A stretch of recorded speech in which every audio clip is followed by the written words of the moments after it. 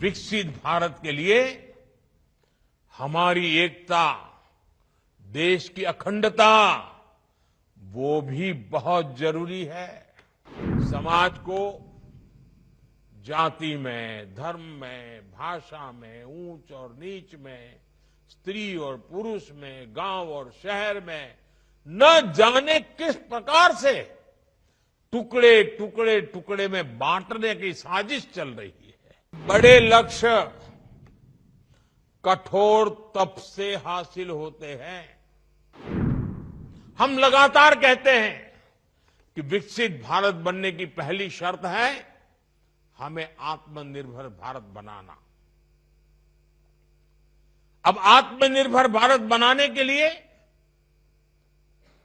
कोई बाहर वाला काम नहीं आएगा, हमें ही करना पड़ेगा। 140 करोड़ देशवासियों को ही करना पड़ेगा, यहां बैठे हुए सब हरिभक्तों को करना पड़ेगा। और इसकी शुरुआत कहां से करेंगे? शुरुआत होती है vocal for local. Vocal for local को बढ़ावा दिया जा सकता है। विकसित भारत के लिए हमारी एकता, देश की अखंडता, वो भी बहुत जरूरी है। आज दुर्भाग्य से निहित स्वार्थ के लिए, छोटी समझ के कारण भारत के उज्जवल भविष्य के महत्वाकांक्षी उद्देश्यों को भूल करके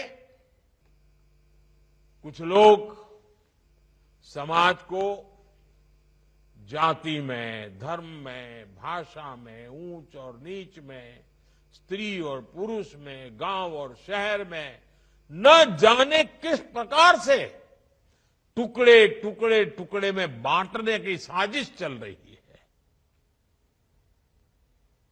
जरूरी है कि देश विरोधियों की इस चेष्टा को हम उसकी गंभीरता को समझें, उस संकट को समझें और हमें सबने मिलकर के ऐसे कारनामों को पराजित करना ही होगा। हमें मिलकर के नाकाम करना होगा। साथियों, भगवान श्री स्वामीनारायण ने हमें बताया है कि बड़े लक्ष्य कठोर तप से हासिल होते हैं। उन्होंने हमें बताया राष्ट्र को निर्णायक दिशा दिखाने की क्षमता युवा मन में होती है।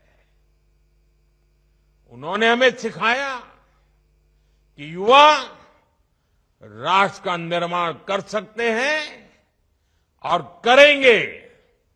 इसके लिए हमें सशक्त, समर्थ और शिक्षित युवाओं का निर्माण करना होगा।